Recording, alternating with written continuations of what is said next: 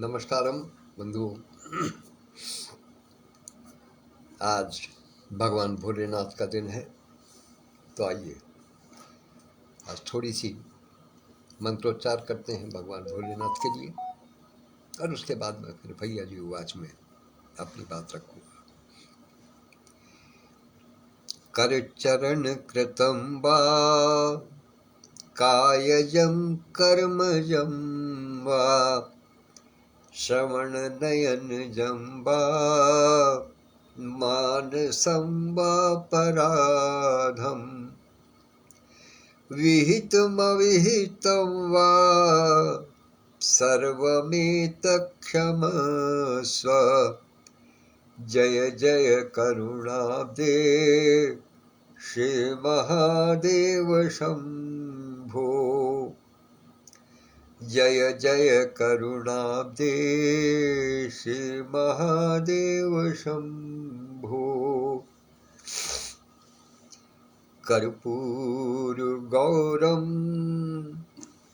करुणावतारं संसारसारं भुजगेन्द्रहारं सदा वसन्तं हृदयारविन्दे भवं भवानी सहितं नमामि। भवं भवानी सहितं नमामि। भगवान भोलेनाथ के चरणों में प्रणाम निवेदित करते हुए भैया जी आज की संग का प्रारंभ करता हूँ। आप जानते हैं कि आज दिवस सोमवार है, और चूंकि इस बार सावन मास में 4 सोमवार पड़ रहे हैं, लेकिन हमारे बहुत से साधक, हमारे बहुत से परिजन सावन में 5 सोमवार रखने के अभ्यस्त हैं, या कहिए कि उनको ऐसा ही विधि विधान ज्ञात है, ऐसी ही उनकी श्रद्धा है, तो इसलिए वो 5 सोमवार जो करने वाले होते हैं, जिस सावन में 4 सोमवार रहते हैं, तो उसमें 1 सोमवार पहले से प्रारंभ करते हैं। इस प्रकार से 5 सोमवार रखने वाले हमारे साथियों के लिए आज सावन का प्रथम सोमवार माना जाएगा। ये सूचना मैं आपको इसलिए दे रहा हूँ कि जो साथी इस विषय में नहीं जानते हैं वो इसका संज्ञान लें, और चूंकि इस समय तो देर काफ़ी हो चुका है, विलम्ब हो चुका है, अतः अगली बार के लिए इसके लिए गांठ बांध दें कि ये इस प्रकार की व्यवस्था पुस्तकों में अध्ययन के माध्यम से प्राप्त हुई है। आइए, आप सब जानते हैं कि ये पटल, मेरा ये वाचन मुख्य रूप से पटल के उत्थान के लिए, पटल के प्रचार प्रसार के लिए ही रहता है, और जो कार्यक्रम पीछे हो चुके हैं उनके विषय में बात करता हूँ, जो आगे होने वाले हैं उनके विषय में संदेश देता हूँ, और उनके लिए उत्साहित करता हूँ लोगों को। आपको संभवतः ये जानकर आश्चर्य होगा कि मुझे इस पटल पर आकर के सबसे पहला जो पदभार मिला था वो आदरणीय डॉक्टर सत्यप्रकाश पांडे जी ने मुझे उत्साह मंथन मंडल का अध्यक्ष बनाया था। अर्थात वहां से आपने मेरी एक भूमिका, एक मार्ग, एक पथ निर्देशित कर दिया कि आपको इस राह पर चलना है, और मेरा प्रयास ये है, क्योंकि वो मेरा फर्स्ट असाइनमेंट था, इसलिए मेरा प्रयास अभी तक भी यही बना है कि मैं भी अपने आप को मूल रूप से अभी भी वही का मानता हूँ, वही मानता हूँ।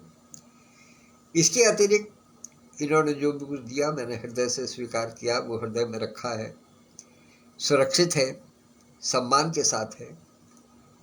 किंतु वास्तविक आधार, वास्तविक जो पथ प्रदर्शन है, जो मार्ग निर्देशन है, वो वहीं से प्राप्त हुआ जब आपने मुझे उत्साहवर्धन मंडल का अध्यक्ष मनोनीत किया। तो वहीं से मुझे ये राह सूझी कि मैं इस प्रकार से मुझे कार्य करना है, तो प्रयास कर रहा हूँ कि उसी दिशा में आगे बढ़ता रहूं। कल सबसे सजन कार्यक्रम हुआ, जैसे कि मैंने पिछले वाचन में मास्टरी वाले में कहा था, कल सबसे सजन कार्यक्रम हुआ, बहुत सुंदर रहा। लेकिन ये मेरा दुर्भाग्य कि मैं पूरा नहीं सुन सका। लेकिन हाँ, आदरणीय पांडे जी ने मेरी रचना का मान रखते हुए मेरी रचना को अपनी आवाज़ में स्वर से सुनाया, लय से सुनाया, बहुत सुंदर लगा। और हमारे साथियों ने इनके स्वर की अधिक प्रशंसा की। निश्चित रूप से आपको ये जानकर थोड़ा आश्चर्य होगा कि लगभग 3 सप्ताह से, मतलब 20-21 दिन से कुछ ऐसा संयोग कहूँ, दुर्योग कहूँ या व्यवस्था कहूँ, कुछ ऐसी बन रही है कि 3 सप्ताह से मेरी लेखनी ने कुछ भी नहीं लिखा था। ये पहली रचना है जो मैंने इस बीच में लिखी है, और वो भी जबरदस्ती करके लिखी है। मुझे लगा कि वरना अभ्यास ही छूट जाएगा, बिल्कुल सब कुछ छूट जाएगा, समय तो कभी नहीं मिलेगा किसी काम से। जैसे कहा गया है ना कि राम का नाम जप लो, काम से तो कभी फुर्सत होगी नहीं। तो इसलिए वही स्थिति थी कि भाई कुछ लिख लो, वरना तो फुर्सत तो कभी नहीं मिलेगी। तो वो व्यस्तता के क्षणों में ये एक रचना भेंट शब्द पर मैंने लिखी। यद्यपि बहुत सुंदर तरीके से आदरणीय सत्यप्रकाश पांडे जी ने कल इसको सुनाया अपने कार्यक्रम में, लेकिन मेरी इच्छा है कि अब मैं इस समय इसको अपने मुख से सुनाने का प्रयास करूं। इस समय जुकाम ने पता नहीं क्यों अचानक से जोर मार दिया, लेकिन निश्चित रूप से सभी अपने परिजन हैं, सभी अपने साथी हैं, तो इसलिए मुझे कोई संकोच नहीं है अपनी वाचन करने में। तो मैं रचना देता हूँ। शब्द है भेंट। भेंट पर कैसे विचार निकलते हैं, क्योंकि इस समय हम सब लोग काशी मीट बनारसिया 16 नवंबर 2024 की ही तैयारी में लगे हुए। दिमाग में केवल और केवल वही बसा हुआ है। इसके अतिरिक्त यदि कुछ है, मैं बड़ी विनम्रता के साथ में कह रहा हूं, इसके अतिरिक्त यदि कुछ भी है दिमाग में, जो भी थोड़ा बहुत स्थान बचा है, उसमें माता जी का स्वास्थ्य है। इसके अतिरिक्त और कुछ नहीं है। बाकी सब व्यवस्थाएं, व्यस्तताएं, वो जो भी चल रही हैं, वो एक रूटीन का अंग है। तो इसलिए मैं सीधे सीधे रचना दे रहा हूँ। आदरणीय डॉक्टर सत्यप्रकाश पांडे जी का भी निर्देश मिल गया है कि रचना सुना दीजिएगा। भेंट करेंगे आपस में सब, भेंट करेंगे आपस में सब, देव दिवाली पर प्यारे, भेंट करेंगे,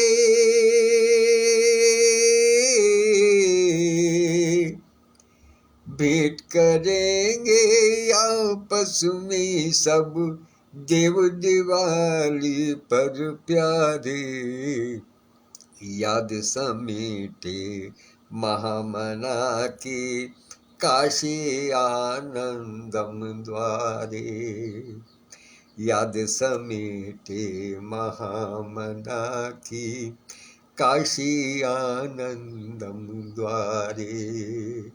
भेंट करेंगे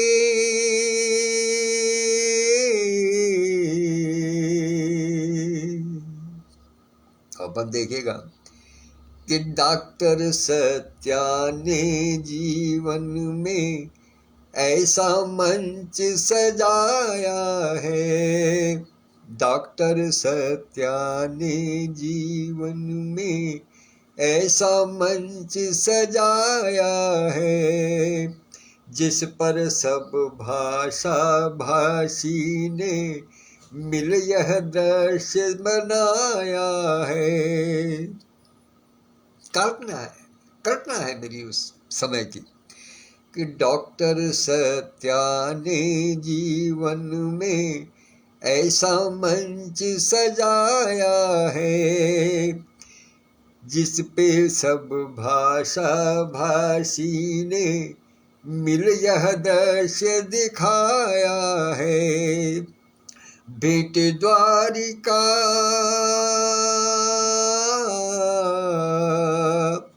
भेंट द्वारिका जैसा अनुभव करते गंगा के धारे। डॉक्टर सत्या याद समेटे महामना की, काशी आनंदम द्वारे। भेंट करेंगे आपस में सब, भेंट करेंगे आपस में सब, देव दिवाली पर प्यारे। याद समेटे महामना की, काशी आनंदम द्वारे। और एक दृश्य और दिखाता हूँ, देखिएगा। मन के भाव हैं जब उठते हैं तो किस प्रकार से अपने मन के विचारों को कहने का प्रयास करता हूँ कि सोचें खुशियों की कलियों को, प्रभु मन से खिलना होगा। इसका इशारा आप समझिएगा कि ईश्वर जो चाहेगा वही होगा। बीच में एक विचार बना था कहीं मन में, कहीं दूर। एक विचार कौन सा था कि क्यों ना इस कार्यक्रम को माता जी के स्वास्थ्य की दृष्टिगत करते हुए आगे पोस्टपोन करने पर विचार किया जाए। लेकिन मेरा मानना यह है कि नहीं, ऐसा नहीं है। ईश्वर यदि चाहेगा तो अवश्य सहर्ष और पूरे उत्साह के साथ में पूजा होगा। तो ईश्वर की इच्छा से ही सारी कलियां खिलेंगी हम लोगों की खुशियों की। तो सोचें खुशियों की कलियों को, प्रभु मन से खिलना होगा। जाने कब संयोग बने फिर, कब का कब मिलना होगा। जाने कब संयोग बने फिर, कब का कब मिलना होगा। आती जाती इस दुनिया में,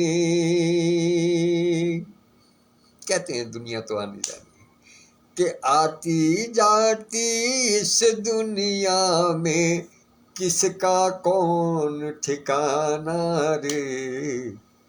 याद समेटे महामना की, काशी आनंदम द्वारे। भेंट करेंगे आपस में सब, देव दिवाली पर प्यारे। याद समेटे महामना की, काशी आनंदम द्वारे। काशी आनंदम द्वारे। और इसका बंद देखिएगा तीसरा।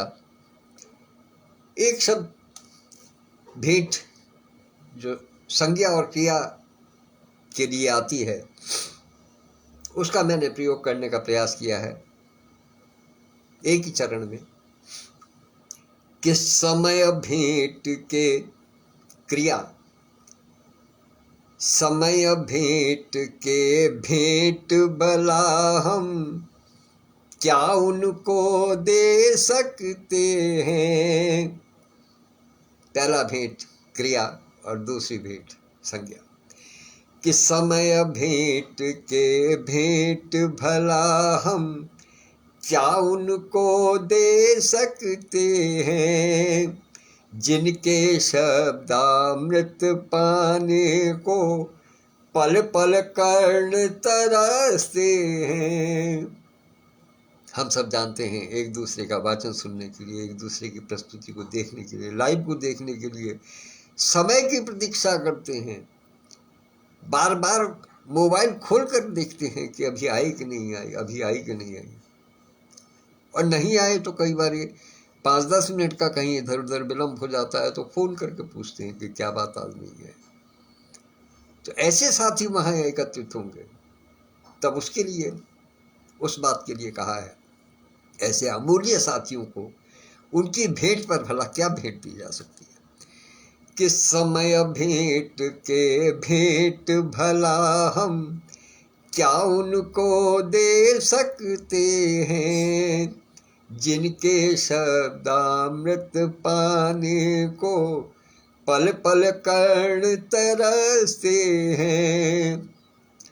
और बंद नेत्र जिह्वा से पूछे, यहाँ एक भाव देना चाहता हूँ कि एक किसी ने अपनी प्रेमिका के लिए कहा कि मैं उनका वर्णन कैसे करूं, क्योंकि उनकी सुंदरता को आंख देख सकते हैं, वाणी नहीं देख सकती, और आंख के पास आवाज नहीं और वाणी के पास नेत्र नहीं है। तो उस भाव को संजोने का प्रयास किया है कि बंद नेत्र जिह्वा से पूछे क्या कुछ तुमने देखा रे। बंद नेत्र जिह्वा से पूछे क्या कुछ तुमने देखा रे। याद समेटे महामना की काशी आनंदम द्वारे। भेंट करेंगे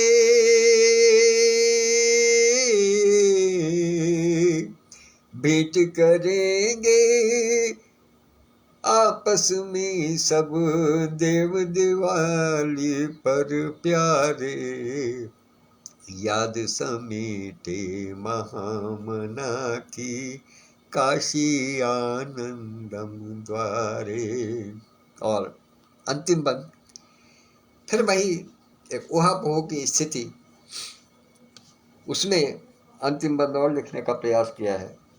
देखिएगा कि इच्छा मन में एक बार में सबके दर्शन पाऊं मैं। एक बार एकत्रित होकर के सबको देखो कि इच्छा मन में एक बार में सबके दर्शन पाऊं मैं। सुध बुध खोकर उन्हें निहारूं, उनमें ही खो जाऊं मैं। सुध बुध खोकर उन्हें निहारूं, उनमें ही खो जाऊं मैं। ये एक समर्पण भाव है अपने परिजनों के प्रति जो व्यक्त करने का प्रयास किया है कि जाने कब सौभाग्य मिले फिर, जाने कब सौभाग्य मिले फिर, जो पाऊं जग के तारे। याद समेटे महामना की काशी आनंदम द्वारे। याद समेटे महामना की काशी आनंदम द्वारे। भेंट करेंगे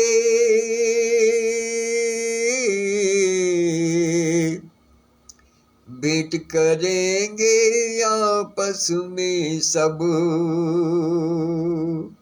भेंट करेंगे आपस में सब, देव दिवाली पर प्यारे, याद समेटे महामना की काशी आनंदम द्वारे, याद समेटे महामना की काशी आनंदम द्वारे।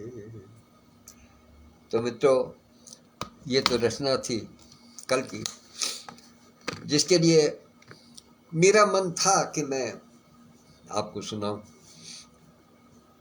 क्योंकि कल ऐसी व्यवस्था नहीं बन पाई थी कि मैं ऑडियो भी बना पाता,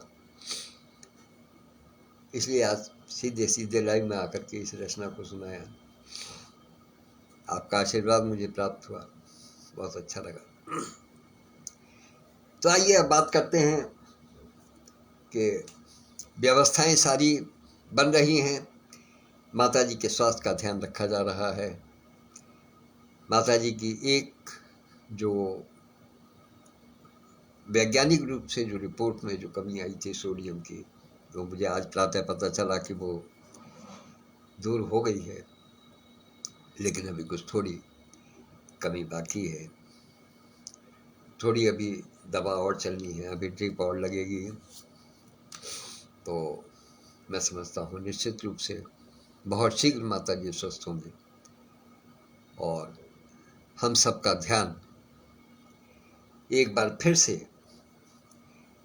काशीमेट बनारसिया की ओर लगेगा, क्योंकि माता जी के स्वास्थ्य के कारण पूरा ध्यान नहीं लग पा रहा है, ये वास्तविकता है।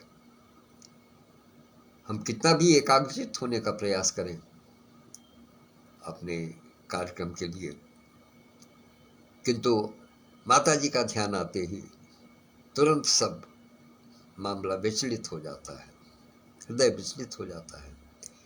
माता का संबंध ही ऐसा है। माँ वो संकल्प है जिसका कोई विकल्प नहीं। इन्हीं शब्दों के साथ अपनी वाणी को विराम देता हूँ। माता जी के चरणों में धन्यवाद।